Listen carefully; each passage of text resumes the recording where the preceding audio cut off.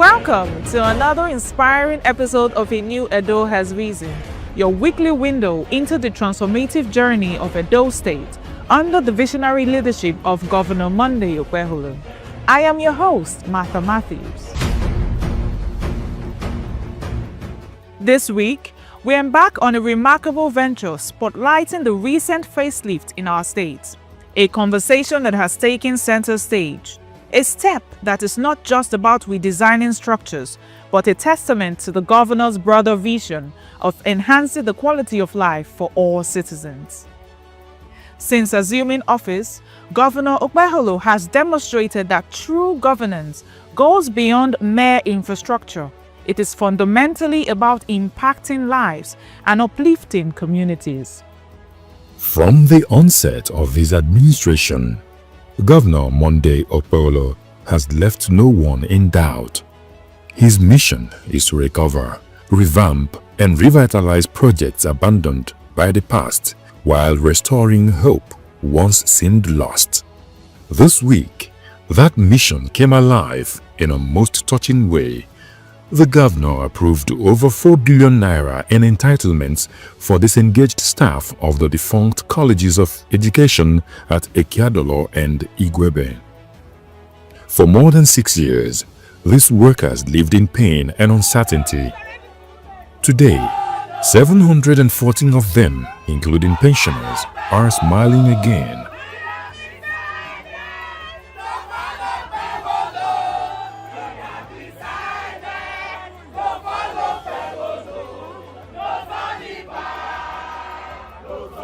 The first tranche of over 1.1 billion naira has already been paid, and their joy was unmistakable.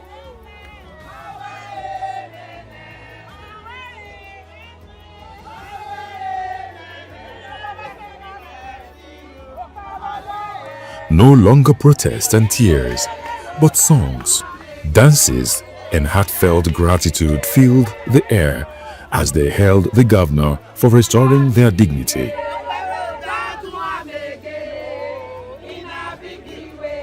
I'm already above the age of going to look for a job, and there were small ones that he drove away.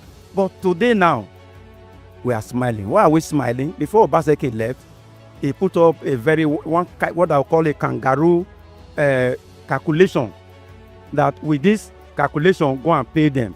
Okpeholo came without seeing our faces, without hearing from us. He said, "You have suffered for too long." For 6 years, we'd have been at home. No job, nothing. One of our lecturers, the wife boiled water to kill him. A lot of them, one hanged himself. Some are driving bike. A lot are in the hospital. No money.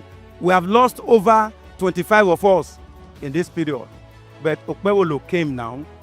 He has given us the first tranche. With this that he has done for us, 2027 is settled. I have a family that is large. We have voting rights. 2028 is settled. Eight years in office is settled. There is no going back.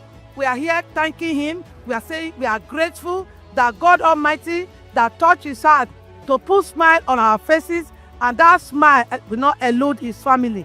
It will not elude him in Jesus' name. Baba Okpeholo, I'm here thanking you. When I came here in 2019, when we were demonstrating, they said the opposition were using us. My husband was sick and I came, eventually he died. I am a widow. I was left empty. Nothing to fall back on, but today he has put smiles on our faces. I say, Senator Okpeholo, our governor, our indefatigable governor, our Toknadu governor, I say thank you. His Excellency, Distinguished Senator Monday Okpeholo, is a leader that has human feelings. And that is why people are always at the heart of his policy. Because government is about people. Government is not just about big grammars and paper. It's about how those policies affect ordinary human beings. And that is why when he's something is brought to his attention and say, this policy was carried out, but this is how it is negatively impacting on people, you say, no, we have to save the people, even no matter what the policy is, because we exist as a government because of the people. And that is why when the whole problem of the College of Education, both at Ikiadola and even at Igwebe, was brought to his attention, he acted on it very swiftly and gave instruction that things should be put in place to make sure that it is corrected and that people receive what is due to them. Now, and he has asked that I should inform you, he has instructed that I should inform you that in another 1 to 2 weeks you will receive another alert.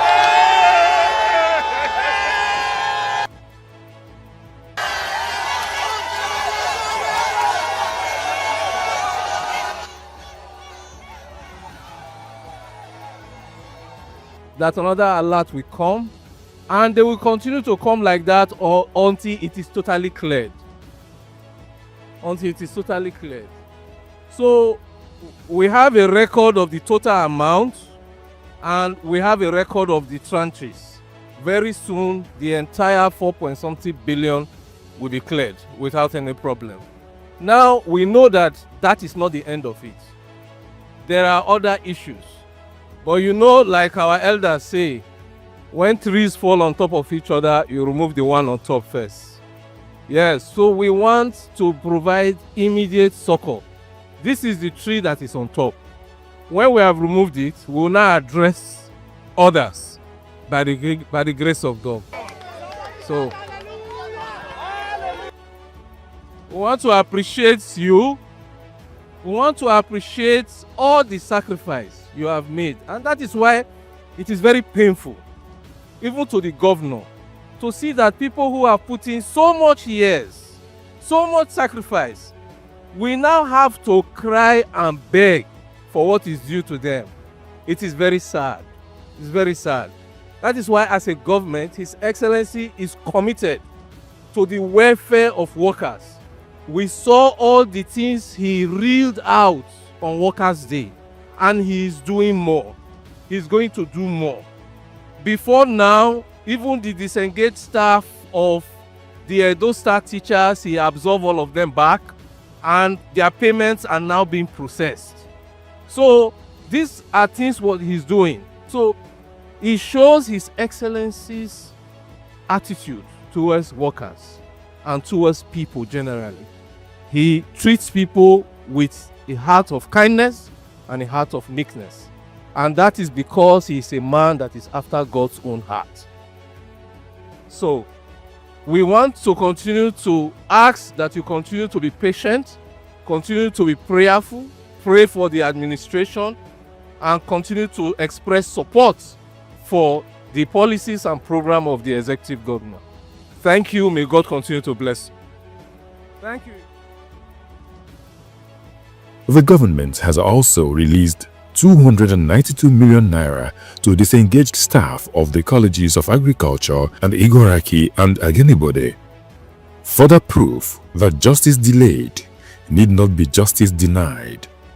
In this episode, we would also delve into the significant strides made by the newly established Special Security Squad. This initiative aims to create a safer and more secured environment for all Edo residents, reinforcing our commitment to safety and peace. On the security front, the story is equally uplifting. The Edo State Special Security Squad, Operation Flush Out cultists and kidnappers, struck decisively in Edo North. 5 suspected kidnapper camps were dismantled in Ikekera Forest in Owan East local government area. And we just came back from about 5 kilometers walk into the forest. And getting to the forest, we saw 5 camps. One, there was a fire that it was newly made. We saw their pots, their cooking utensils, and every other thing. We saw a freshly cooked food that before we got there, they too must have gotten their own intel and they are found in the bush. We went after them, but we melt 2 cows there, a big one and a small calf. So I think they too have their intel. But I assure you, sooner we are going to get them. We are already on their tray. I think we are pushing them out of Edo State. It's a cause that we are not going back. It's already too late to go back on this type of issue. We'll go after them and we'll apprehend them. For their own sake, they should leave Edo State. There were discoveries of fresh criminal activity on a clear message. Edo would not be a safe haven for criminals. Security agencies say this is just the beginning of a sustained campaign to rid the state of kidnappers and cultists, and citizens are urged to cooperate fully. To further secure the state, 111 motorbikes have been approved for security agencies, complementing the 300 already in use. ESCO also approved the purchase and supply of 111 units of motorbikes. This is for security agencies. Before now, the government has procured about 300 motorbikes which they have shared to various security agencies. Today, additional 111 was approved by ESCO to be purchased and supplied, or to strengthen, the security in the state, because that is the primary aim of government. Protection of lives and property. And the governor, who is the chairman of the council, is keen on achieving this goal. So 111 additional motorbikes are approved today, in addition to the former earlier 300 that have been purchased. We are excited to share that the recently launched A New Edo Line transportation service is set to expand its reach with the procurement of additional vehicles, enhancing connectivity within our beloved state. Transportation plays a crucial role in supporting our economy, and we are thrilled to see these developments unfold. In the area of transportation, government has unveiled a bold plan. 100 new buses are on the way. 50 compressed natural gas buses for the Edo City Transport Service and 50 Toyota Hiace buses for new Edo Line. ESCO held today the 26th day of September 2025, and a lot of decisions that reached approvals. Decisions in all sectors, virtually all sectors: education, infrastructure, transportation, and the well-being of the living. Then justice delivery all happened today. The first ESCO approved the purchase and supply of 50 units of brand new Toyota buses, 2024 model. 50 brand new Toyota buses, and for the purpose of complementing the earlier 100 brand new Toyota buses for the new Edo Line. Today, additional 50 ESCO approved, and all the necessary procurement processes met in line with the Edo State Public Procurement Law of 2020. The state tenders board done their own, so ESCO has approved today.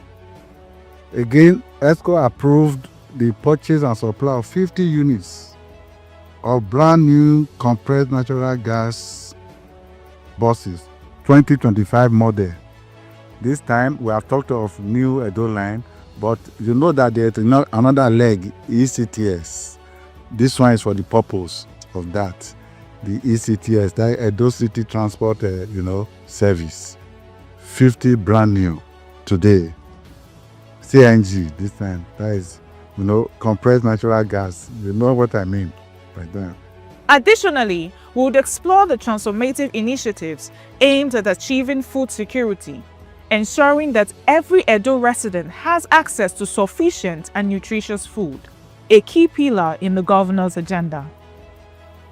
And for agriculture, 5 bulldozers and a low-bed truck are to be acquired, ending the costly practice of renting equipment and boosting rural development. Then in the area of agriculture and food security, today ESCO approved the procurement of 5 bulldozers and 1 low bed, truck. Before now, the practice has been act of hiring. When you want to use, when you are in need of bulldozers and the state to hire, and the governor says no. Chairman and council is, realize that we are just dissipating our resources for nothing. There's the need for us to have our own that we stand test of. Even after this government, subsequent government can still use as a those state property. So today, ESCO approved procurement of 5 bulldozers and 1 low bed truck for the Ministry of Agriculture and Food Security, so that we stop hiring and then do what is necessary. Key oil producing areas will benefit from new roads. They are Eromo Road, Presidential Road, and Ugu Market Road projects that will open communities to growth and commerce. ESCO today also approved procurement for the construction of 4 roads across the 3 oil and gas producing local government areas. ESOPADEC covers Orion, Ovia Northeast, as well as Bobaha. So today, 4 roads, ESCO approved the construction. And don't forget that all these approvals are sequel to fulfillment of the condition precedent. That is, procurement processes met in line with the Edo State Public Procurement Law of 2020. The state tenders has done their own before it comes here. This is the final point, and ESCO approved. The roads include construction of a Runse Road in Ikobaha local government, construction of Presidential Road in Ikobaha local government, rehabilitation of Ugo Market Road in Orion local government, as well as construction of Dion Omoru Road in Ikobaha local government. All this done today. And you realize that the governor, chairman, and council just returned, and that's why today there's the need for you to also know what happened at the summit. Finally, we would witness a pivotal moment as Governor Monday Okpeholo inspects ongoing work on the much-awaited Benin-Saple Road. This vital economic corridor, long regarded as a lifeline for our economy, has been a source of frustration for motorists and traders. The governor's dedicated visit not only emphasizes accountability, but also highlights the urgency of delivering quality road infrastructure.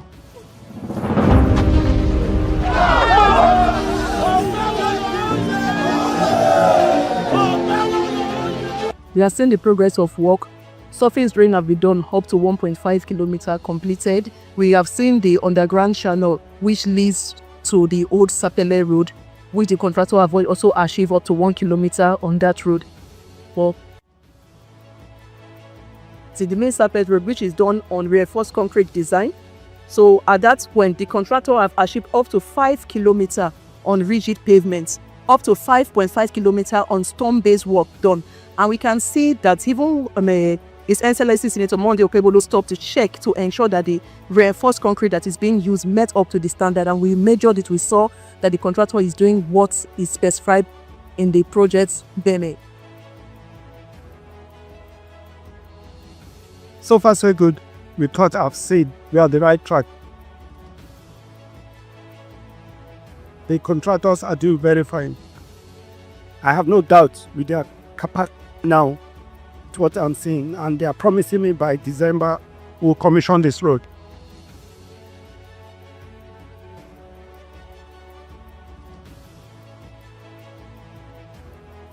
Meanwhile, the jewel of the capital city is rising. The Ramat Park flyover, the very first in Benin City, is now 60% complete. Governor Okpeholo, inspecting the site, expressed satisfaction. We want this project completed at a record time so that Edo people will see the difference between the evil party called PDP and the faint party called APC, the progressive. So I want to say a very big thank you to the contractor for their energy and zeal they are putting on this project. We'll continue by the grace of God. Contractor CCECC promised delivery by February 2026, 4 months ahead of the original schedule. The site engineer for this project. First of all, let me appreciate His Excellency for his full support that he has been giving to this project, most especially to us as a contractor since we commenced this project. Presently now, as we can see, we have already approached 60%, and then the most difficult task of the project has already been completed. Our beams is almost ready. What we need is 240 beams, and as we are talking now, we have already exceeded 200 beams that has been casted. So while we are waiting for the orders to be cured before we start lifting, and also expecting to the ground to be stable because of the rain, so we need a stable ground for our crane to stand. So we want to assure that other works that we know may be of the difficulties are already in progress, like retaining work, so that immediately the area, the borrow pit can be accessible, we can start filling. All to be equal, as been said earlier, that we want this project to be delivered before the time that is given to us, and then we are fully prepared for that. 3 lanes with shoulders, modern drainage, and smooth pavements, the flyover promises to ease traffic and transform urban mobility. Truly, from restoring dignity to workers, to dismantling kidnappers' camps, to building flyovers and opening new roads, one thing is clear: Edo is in safe hands, and the future shines brighter each passing day. We appreciate you all for always staying tuned as we celebrate progress, share success stories, and envision a brighter future for Edo State. Together, we are experiencing the transformation we all dreamed. Until next week, do not forget to follow us on our social media platforms and drop your comments. I remain your host, Martha Matthews. Until next time.